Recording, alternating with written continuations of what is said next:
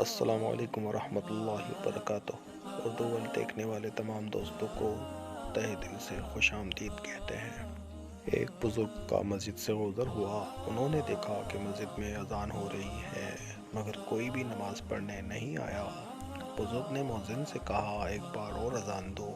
دوسری بار اذان سن کر بہت سے مسلمان جمع ہو گئے اور مؤذن سے جھگڑنے لگے کہ دوبارہ اذان کیسے دی۔ بزرگ نے کہا، پہلی اذان ہوئی تو کوئی نہیں آیا اور دوسری اذان سن کر سب جھگڑنے کے لیے آ گئے۔